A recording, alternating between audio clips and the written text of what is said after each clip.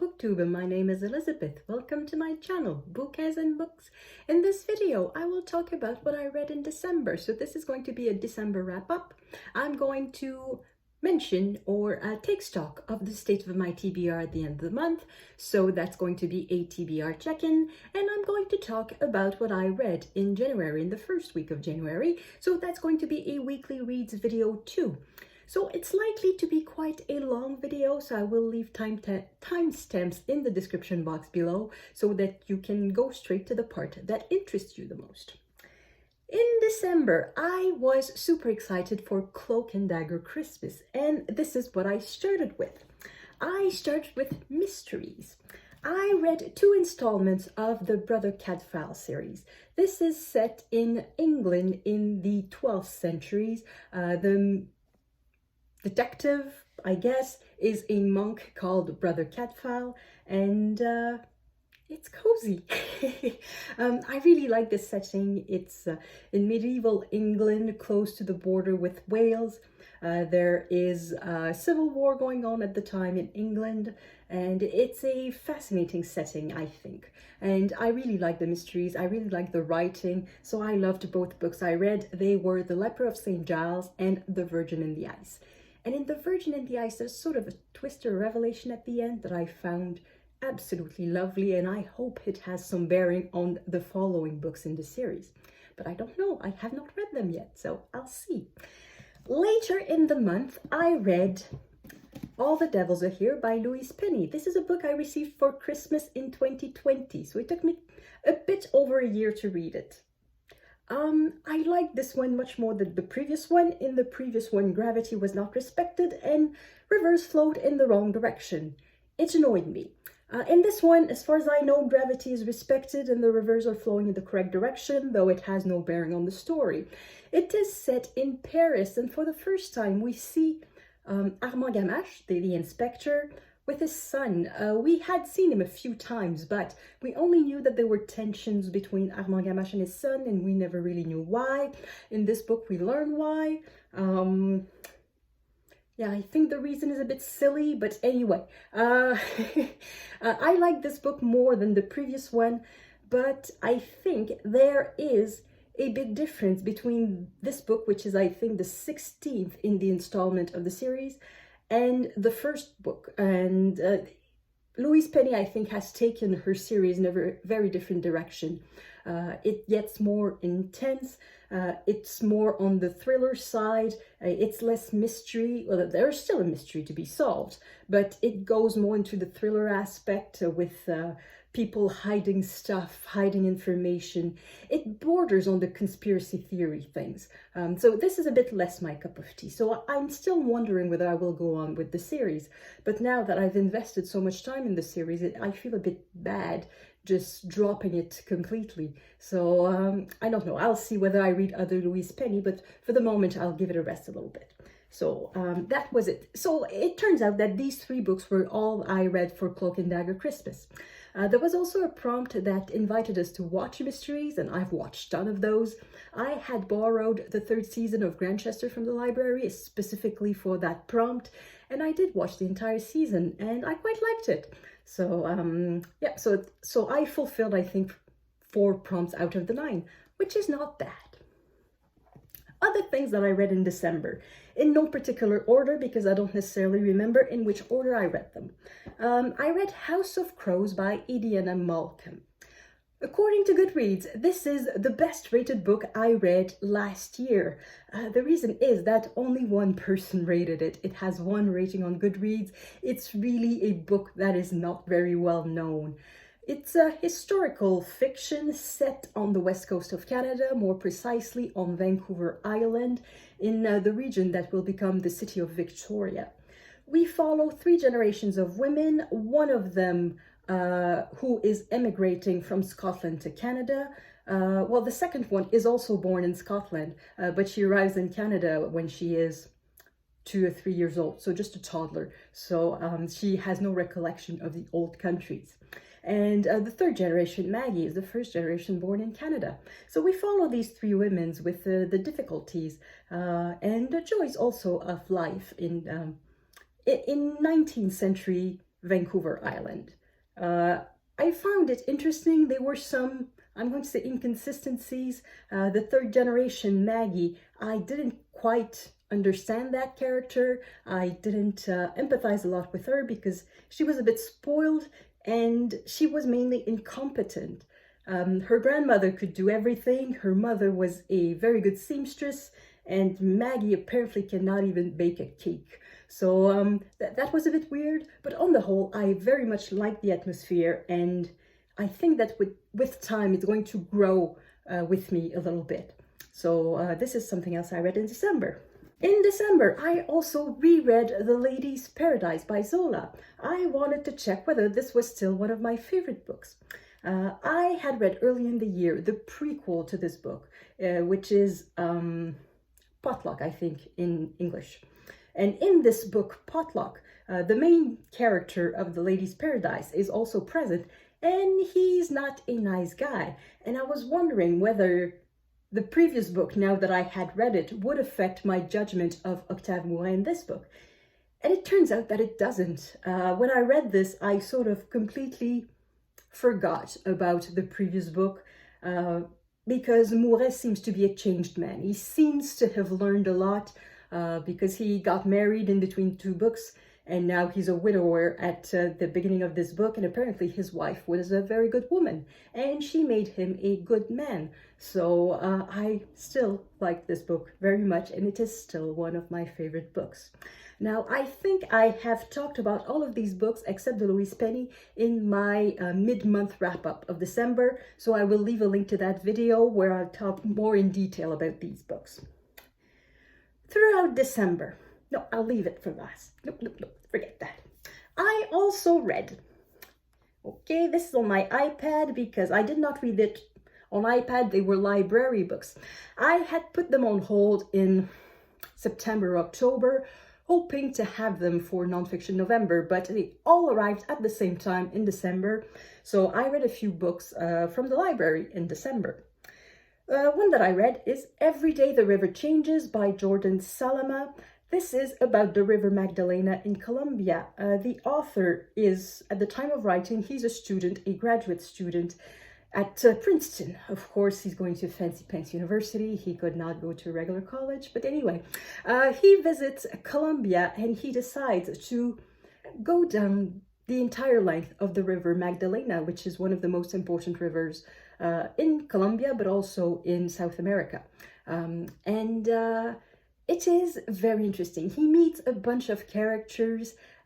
He tries to meet in every place that he stops the oldest person in the village or in the town, so that he can talk about what has changed over time. And yes, we can see that because of human intervention, whether it is dams that have been built or pollution or the guerrilla, the river has changed a lot, and the activities along the river has changed a lot in the past few decades. So it's a very interesting, I hate it when I don't have better words than that, but I really like the portrait that was painted of Colombia. I thought it was a really nice travel book. I really enjoyed reading this book. And then I read The Last Emperor of Mexico by Edward Shawcross. This one I liked a bit less, mainly because the title is misleading. I was expecting a biography of Maximilian. Maximilian of Habsburg. He is the younger brother of Emperor Francis Joseph of Habsburg, that you probably know a bit better. And in the 1860s, he was invited somewhat by Napoleon III and a group of Mexican politicians to become Emperor of Mexico. Now, when he went to Mexico, he thought that he would be welcomed. It turns out that he was not. There was still civil war going on, and the only reason he managed to reach Mexico City was because he had the support of French troops. And when the French troops left, he got executed. As simple as that. So I thought we would have a biography of Maximilian, but it's not. It's really a history of the few years of the empire. It's really focused on the empire from the European point of view. We don't get the Mexican point of view at all. We get a very short chapter on the history of Mexico at the time. So basically Mexico had just lost a war with the US. They had lost great swaths of territory. They had lost California, Texas, and everything in between. And they were still under a civil war, trying to figure out how to govern themselves after the independence from Spain. And basically it was a bit chaotic, but we get just a few lines, a few pages on that. And right afterwards, we move to the European side. Napoleon III is as much an important character as Maximilian in this book. And we get the history of the empire that lasted from 1864 to 1867. It's really a quirky chapter in the history of Mexico. I'm saying quirky, and it's a funny thing. It's really weird. It sounds a bit insane, in fact. It's like a 3 years psychotic moment in the history of Mexico. It's really awkward. So that makes it interesting, but at the same time, the book does not reinvent anything. It doesn't reveal anything new. It's going over quite a well-trodden territory. So that was a bit of a disappointment, but it was still very interesting. If you know nothing about the Empire of Mexico, you may read this. You're going to find it interesting. And the last book I read in 2021 is a book I did not expect I would read. It is No One Is Talking About This by Patricia Lockwood. The reason I said I was not expecting to read this is that I was going to the library to pick up some books or to bring back some books, I don't remember, and I walked by the express shelves. These are the shelves of new releases that you can borrow for 1 week. You have to bring them back after 1 week, and you cannot put them on hold. So if they're available, you pick them up. If they're not, too bad for you. So this book was available, and I heard so much people talk about it on Booktube that I thought, I want to read it. And it was quite short too. It's about 200 pages, not full pages.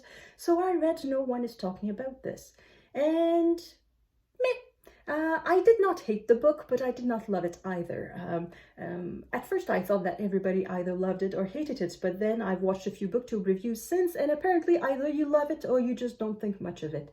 And I fall definitely in the second category. The things that I liked that it was well written. Patricia Lockwood has a nice style of writing, and I liked that there were some clever insights about our world. So this is the story of a woman who is some sort of influencer on some sort of social media that is called the Portal. I think Portal is meant to be the internet in general, but she spends her life browsing and posting stuff on the Portal and trying to be the next trendy person, trying to be the next relevant person, trying to be talked about. So that is the first part of the book. And in the second part of the book, that person is brought back to real life because of some sad or tragic events even happening in her family. So there's a big difference, a stark difference between the first part and the second part.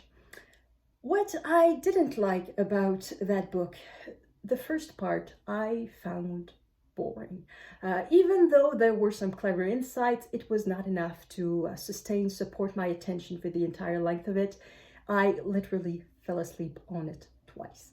And it's not because I was reading it 5 minutes before bedtime. It was just because I don't spend time personally browsing Twitter and Instagram because I find it boring. So watching someone clicking on stuff is even more boring. So that was not particularly interesting. And what was the other thing? Oh yes, the narrative voice. That's the other thing that I did not like. It's in the third person. So the main character is she. She doesn't have a name. And I found it, after a moment, extremely annoying. The reason is that a lot of people consider that No One Is Talking About This is not even a novel. That is a memoir, because everything that happens in the book apparently has happened to Patricia Lockwood. The tragic events in the second part that happened to the sister of the main character happened to Patricia Lockwood's sister. Patricia Lockwood apparently became somewhat famous because of some stupid thing she said and has made a living out of the internet, like the main character in this book. So a lot of people think that this is a disguised memoir.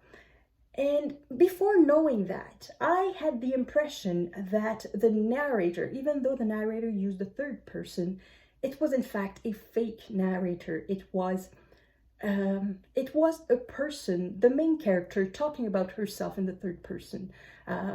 It felt like navel gazing to me. It was, imagine if I was doing this video and instead of saying, I read no one is talking about this, I was saying, she read no one is talking about this. She thought there were some good passages, but that some things were a bit annoying.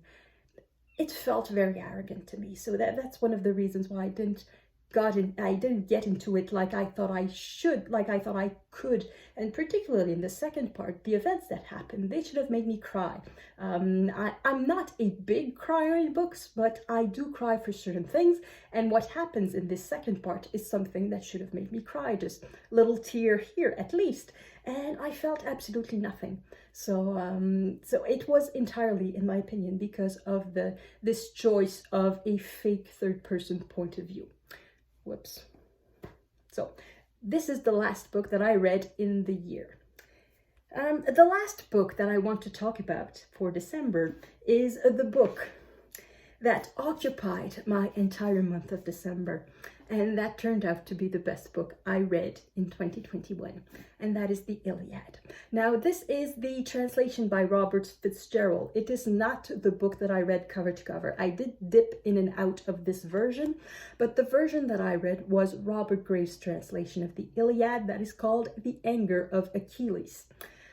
I loved it. I did not expect to love it as much. Maybe the fact that I read it with the Eclectic Book Club helped because I could discuss it, but I thought it was wonderful. I felt like I was reading the mother of all Western literature, and I loved it. So I cannot recommend it highly enough. If you've never read the Iliad, read it. It is much more accessible than you think.